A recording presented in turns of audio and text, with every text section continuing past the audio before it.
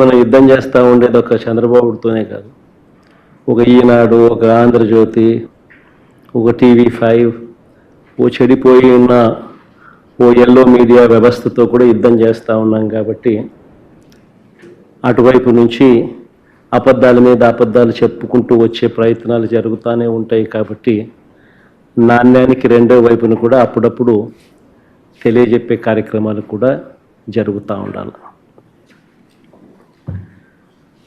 ఎన్నికలకు ముందు చంద్రబాబు గారి డైలాగులు మనం విన్నప్పుడు, చూసినప్పుడు మనందరికీ కూడా అప్పట్లో కనిపించింది, వినిపించింది చంద్రబాబు నాయుడు గారి నోట నా చేతిలో అభివృద్ధి మంత్రం ఉంది, సంపద నేను సృష్టిస్తాను, సంక్షేమ పథకాలన్నీ కూడా నేను అమలు చేస్తాను, జగన్ చేసేటివన్నీ కూడా నేను ఇస్తాను, అంతేకాదు జగన్ కంటే ఎక్కువ కూడా నేను చేస్తాను అని చెప్పి ఎన్నికలకు ముందు కరెక్ట్గా సంవత్సరం ముందు చంద్రబాబు నాయుడు గారు చెప్పిన మాటలన్నీ కూడా మనకు గుర్తుకొస్తాయి. నేను ఇక రాష్ట్రాన్ని బాగు చేస్తానని కూడా, జగన్ హయాంలో రాష్ట్రం శ్రీలంక అయిపోయిందని కూడా, ఇటువంటి తప్పుడు మాటలు కూడా చంద్రబాబు నాయుడు గారు చెప్పుకురావడం కూడా మనం విన్నాం. సరే, చంద్రబాబు నాయుడు గారి 12 నెలల పాలన చూద్దాం. చంద్రబాబు నాయుడు గారి 12 నెలల పాలన చూస్తే రాష్ట్ర ప్రభుత్వానికి సంబంధించిన ఆర్థిక పరిస్థితి ఎలా ఉంది అన్నది మొట్టమొదటిగా మొదలెడదాం. మా హయాంలో అయితే కోవిడ్ లాంటి మహమ్మారిని కూడా ఎదుర్కొని మేము రాష్ట్రాన్ని నడపవలసిన పరిస్థితి మా హయాంలో జరిగింది. ఇంతకుముందు ఎప్పుడూ చూడాల కోవిడ్ లాంటిది ఒకటి ఉంటుందని, కోవిడ్ లాంటిది ఒకటి రాగలుగుతుందని, దానివల్ల రాష్ట్రం అతలాకుతలం కాగలుగుతుంది అన్న పరిస్థితులు ఎప్పుడూ కూడా ఎవరు కూడా గతంలో చూడాల.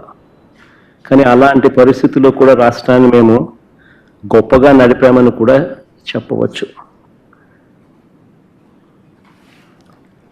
గొప్పగా నడుపుతూనే ఒకవైపున సంక్షేమం చూపించాం, మరోవైపున అభివృద్ధిని కూడా గొప్పగా నడుపుతూ చూపించగలిగాం.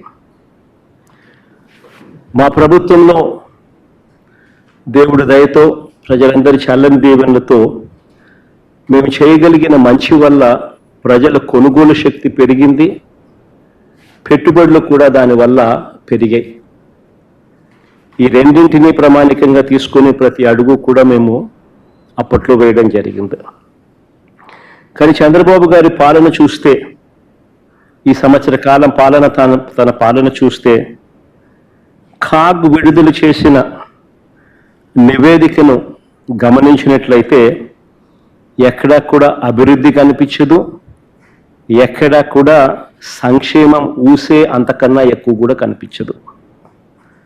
బాబు గారి పాలనంతా కూడా ఈ సంవత్సర కాలంలో మోసాలతో నడిపిన, ప్రజలకిచ్చిన హామీలన్నీ కూడా ఎగరకొడుతూ మోసాలతో గడిపిన పాలనే కనిపిస్తుంది.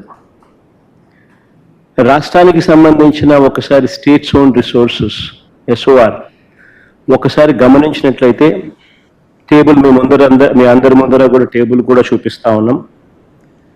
ఈ 12 నెలల కాలంలో స్టేట్స్ ఓన్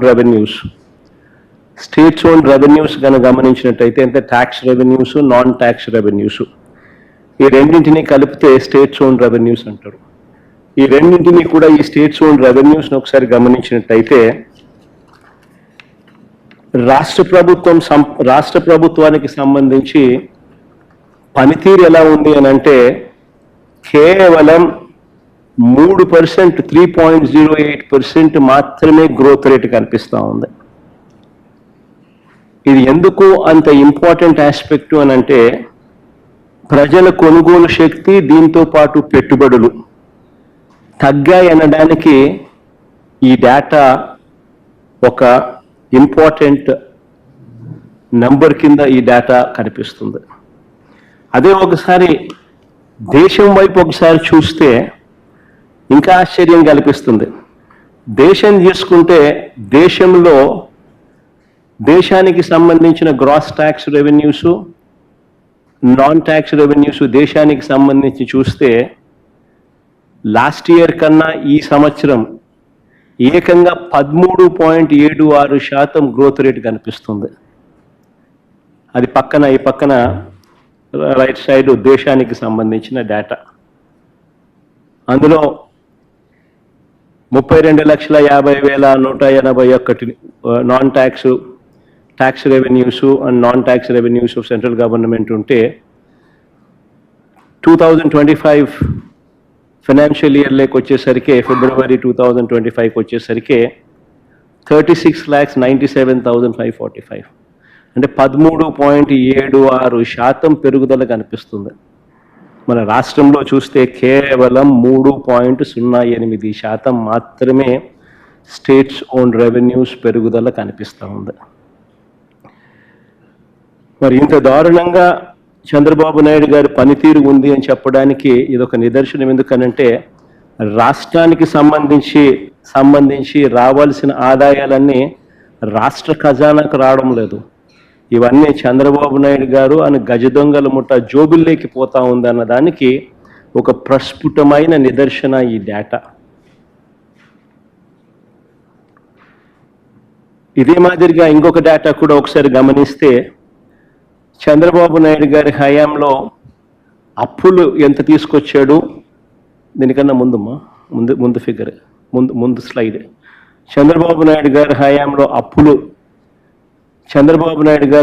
అప్పులు ఈ సంవత్సరానికి సంబంధించి విత్ ఇన్ ద FRBM బడ్జెట్లో ఆయన చేసిన అప్పులు ఎంత, సిమిలర్గా దాని ముందు సంవత్సరం అంటే చంద్రబాబు నాయుడు గారికి ముందు సంవత్సరంకి సంబంధించిన అప్పులు ఎంత అని చూస్తే అప్పులు మా హయాంలో ఆ చివరి సంవత్సరంలో 67,720 కోట్లు చేస్తే ఈ పెద్ద మనిషి ఈ 12 నెలల కాలంలో ఆయన చేసిన అప్పులు ఏకంగా ఈ ఫైనాన్షియల్ ఇయర్లో తాను చేసిన అప్పులు 81,597 కోట్లు.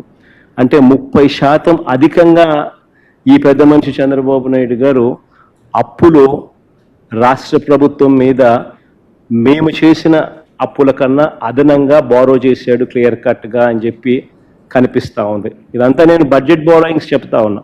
తర్వాత next slide of budget borrowings కూడా చెప్తా. ప్రస్తుతానికి ఈ బడ్జెట్ బోరోయింగ్స్ గురించి నేను మాట్లాడుతూ ఉన్నా. బడ్జెట్ బోరోయింగ్స్లోనే ఏకంగా 30% 30.10% అదనంగా బారో చేసినట్టుగా కూడా కనిపిస్తూ ఉంది.